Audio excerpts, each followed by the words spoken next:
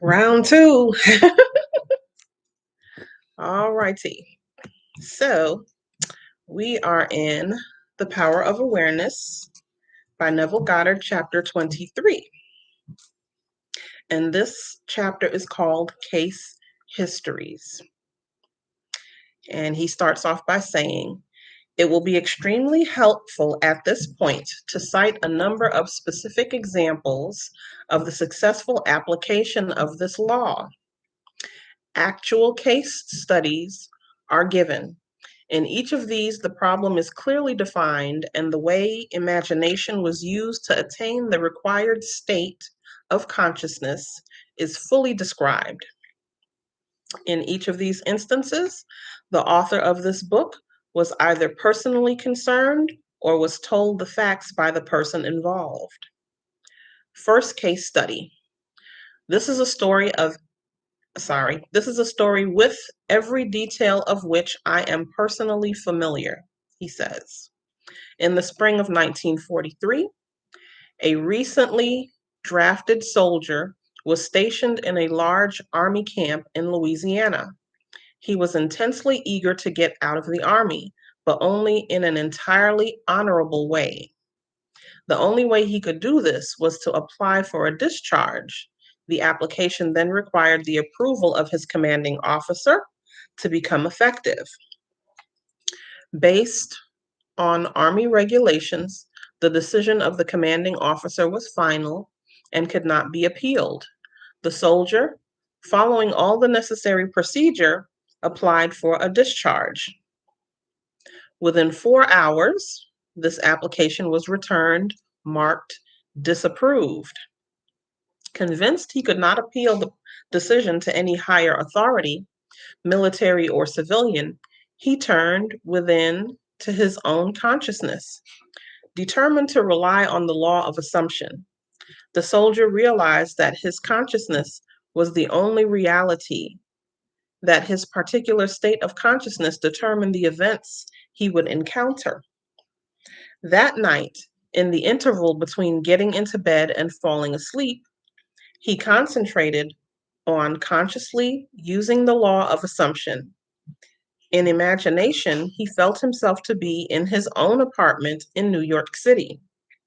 He visualized his apartment, that is, in his mind's eye, he actually saw his own apartment, mentally picturing each one of the familiar rooms with all the furnishings, vividly real. Holding a vivid picture in your mind is it's a practice that some people may need to exercise, to strengthen the details and whatnot. Alrighty, let me continue. With this picture clearly visualized and lying flat on his back, he completely relaxed physically.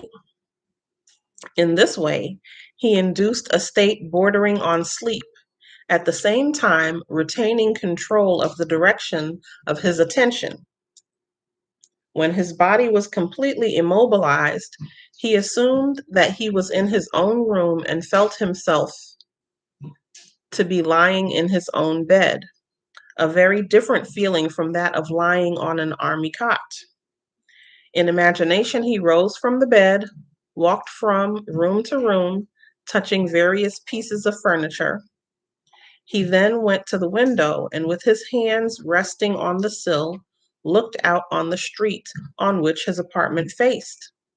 So vivid was all this in his imagination that he saw in detail the pavement, the railings, the trees, and the familiar red brick of the building on the opposite side of the street.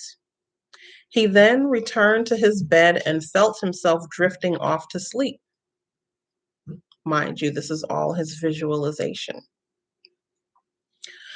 He knew that it was most important in the successful use of this law that at the actual point of falling asleep, his consciousness be filled with the assumption that he was already what he wanted to be.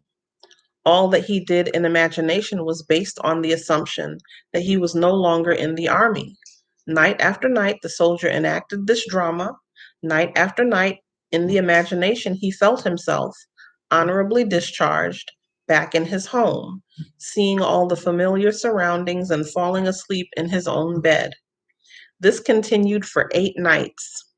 For 8 nights, his objective experience continued to be directly opposite to his subjective experience. Okay, we talked about objective and subjective a few chapters back. Objective being the outer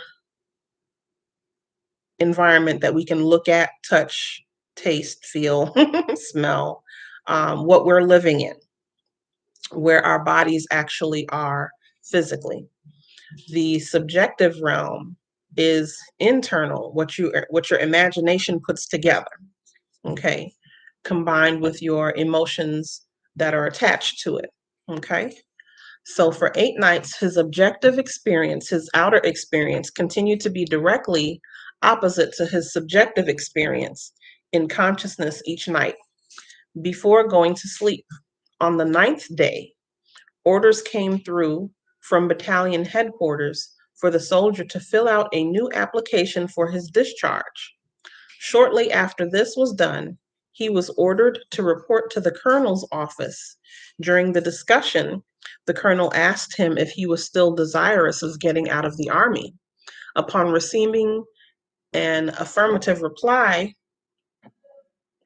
the colonel said that he personally disagreed, and while he had strong objections to approving of the discharge, he had decided to overlook these objections. He decided to overlook these objections and to approve it. Within a few hours, the application was approved, and the soldier, now a civilian, was on a train bound for home. 8 days worth of visualizing just before the point of sleep. Now, let me remind you again, these different techniques don't work for everybody. You go through the different chapters, practice, see what works for you, and make that your method, okay? Case history number 2.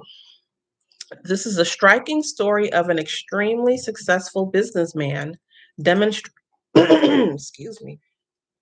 Ooh, one more again. This is a striking story of an extremely successful businessman demonstrating the power of imagination and the law of assumption. I know this family intimately, he says, and all the details were told to me by the son described herein. The story begins when he was 20 years old. He was next to the oldest in a large family of 9 brothers and 1 sister. The father was one of the partners in a small merchandising business. In his 18th year, the brother referred to in this story left the country in which they lived and traveled 2,000 miles to enter college and complete his education. Shortly after his first year in college, he was called home because of a tragic event in connection with his father's business. Through the machinations of his associates, the father was not only forced out of his business, but was the object of false accusations impugning his character and integrity. At the same time, he was deprived of his rightful share in the equity of the business. The result was he found himself largely discredited and almost penniless. It was under these circumstances that the son was called home from college. He returned, his heart filled with one great resolution. He was determined that he would become outstandingly successful in the business. The first thing he and his father did was to use the little money they had to start their own business. They rented a small store on a side street not far from the large business of which the father had been one of the principal owners. There, they started a business bent upon real service to the community. It was shortly thereafter that the son, with instinctive awareness that it was bound to work, deliberately used imagination to attain an almost fantastic objective. Every day, on the way to and from work, he passed the building of his father's former business, the biggest business of its kind in the country.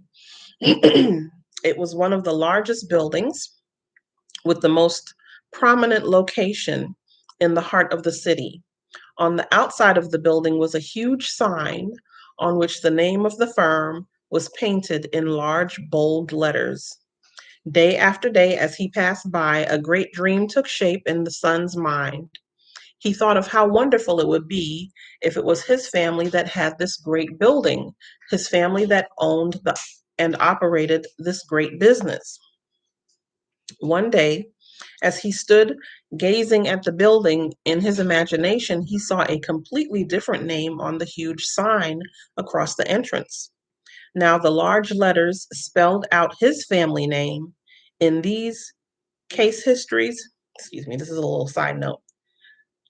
Let me read it differently. Now, the large letters spelled out his family name. In these case histories, actual names are not used for the sake of clarity. In this story, we will use hypothetical names and assume that the son's family was Lordard, Lordard, where the sign read FN Moth and Company. In imagination, he actually saw the name letter by letter, N. Lordard and Son. He remained looking at the sign with his eyes wide open, imagining that it read N. Lordard and Sons. Twice a day, week after week, month after month, for 2 years, he saw his family name over the front of that building. He was convinced that if he felt strongly enough that a thing was true, it was bound to be the case. And by seeing in imagination his family's name on the sign, which implied that they owned the business, he became convinced that one day they would own it. During this period, he only told one person what he was doing. He confided in his mother, who, with loving concern, tried to discourage him in order to protect him from what might be a great disappointment. Despite this, he persisted day after day. 2 years later, the large company failed and the coveted building was up for sale. On the day of the sale, he seemed no nearer ownership than he had been 2 years before when he began to apply the law of assumption. During this period, they had worked hard and their customers had implicit confidence in them. However, they had not earned anything like the amount of money required for the purchase of the property, nor did they have any source from which they could borrow the necessary capital. Making even more remote their chance of getting it was the fact that this was regarded as the most desirable property in the city, and a number of wealthy business people were prepared to buy it. On the actual day of the sale, to their complete surprise, a man, almost a total stranger, came into their shop and offered to buy the property for them. Due to some unusual conditions involved in this transaction, the son's family could not even make a bid for the property. They thought the man was joking. However, this was not the case. The man explained that he had watched them for some time, admired their ability, believed in their integrity, and that supplying the capital for them to go into business on a large scale was an extremely sound investment for him. That very day, the property was theirs. What the son had persisted in seeing in his imagination was now reality. The hunch of the stranger was more than justified.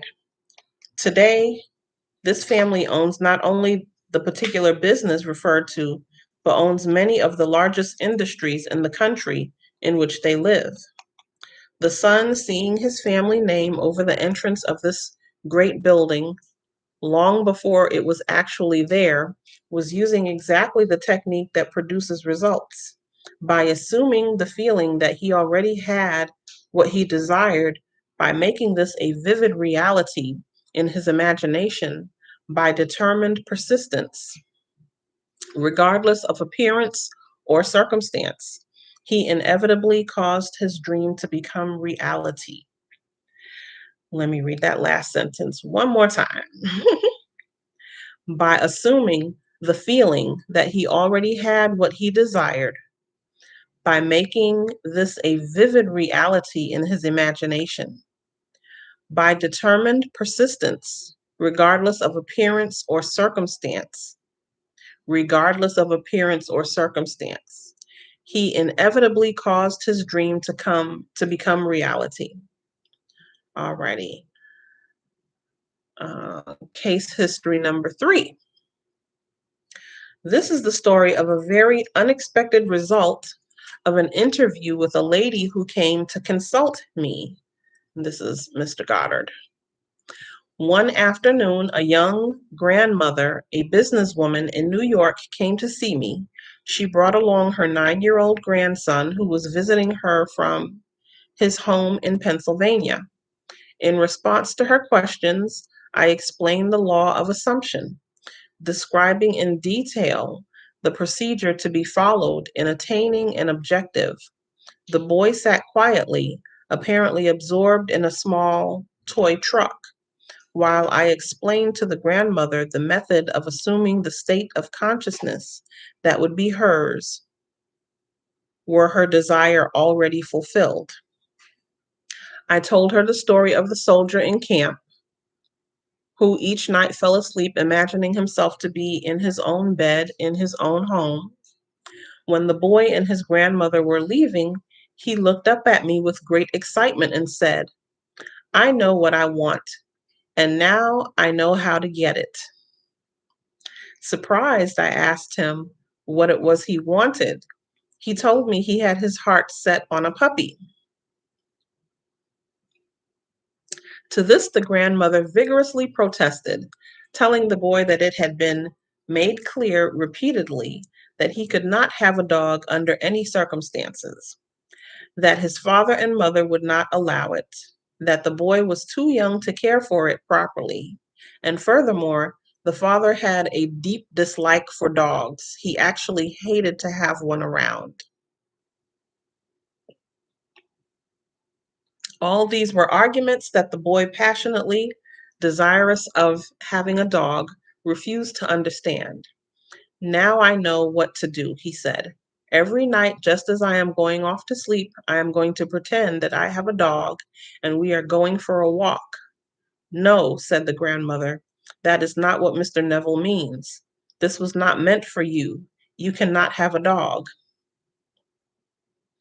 Approximately 6 weeks later, the grandmother told me what was to her an astonishing story.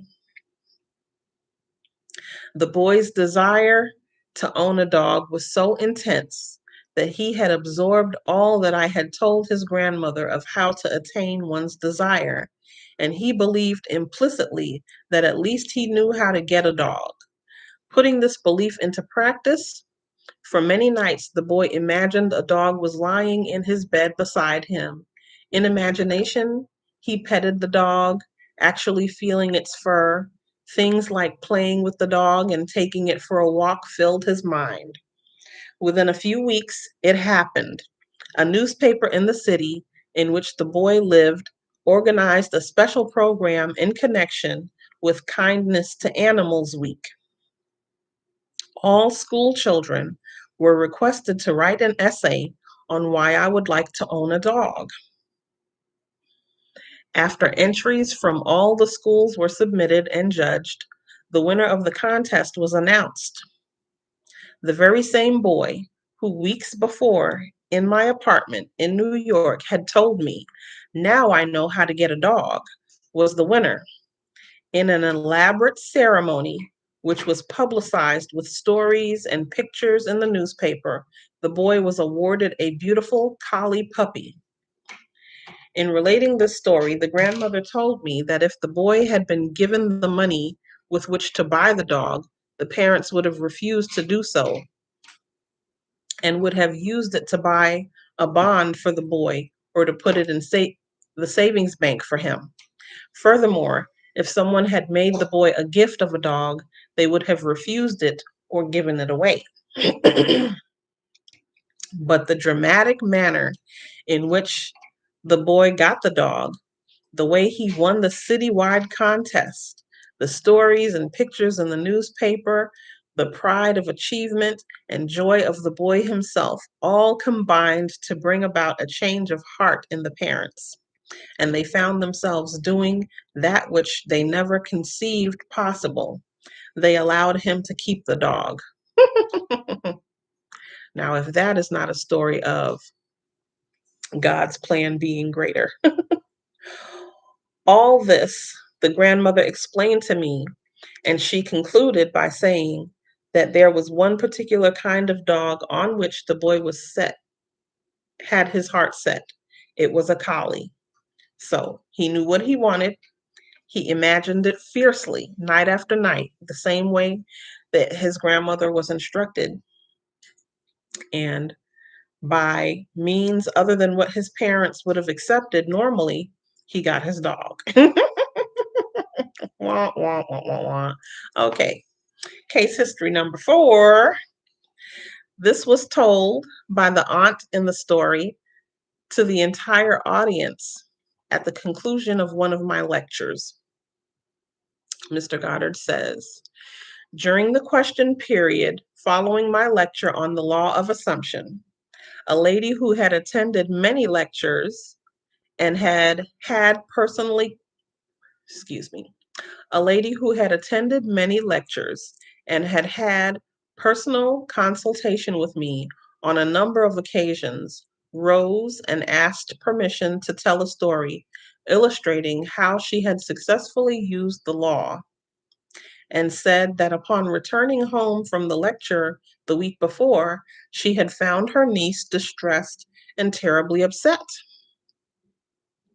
The husband of the niece, who was an officer in the Army Air Force stationed in Atlantic City, had just been ordered, along with the rest of his unit, to active duty in Europe. She tearfully told her aunt that the reason she was upset was that she had been hoping her husband would be assigned to Florida as an instructor. They both loved Florida and were anxious to be stationed there and not to be separated. Upon hearing this story, the aunt stated that there was only one thing to do, and that was to apply immediately the law of assumption. Let's actualize it, she said. If you were actually in Florida, what would you do? You would feel the warm breeze. You would smell the salt air. You would feel your shoes sinking down into the sand. Well, let's do all that right now. They took off their shoes and turned out the lights. In imagination, they felt themselves actually in Florida, feeling the warm breeze, smelling the sea air, pushing their toes into the sand. 48 hours later, the husband received a change of orders. His new instructions were to report immediately to Florida as an Air Force instructor. 5 days later, his wife was on a train to join him, while the aunt, in order to help her niece to attain her desire, joined in with the niece in assuming the state of consciousness required. She did not go to Florida. That was not her desire. On the other hand, that was the intense longing of the niece. This is a long ass chapter. 5 and 6. Okay, I'm going to discontinue it right now. We may pick up on some more of these case studies next week. I will let you know. Okay, but for now, meditate on that and put your practice in.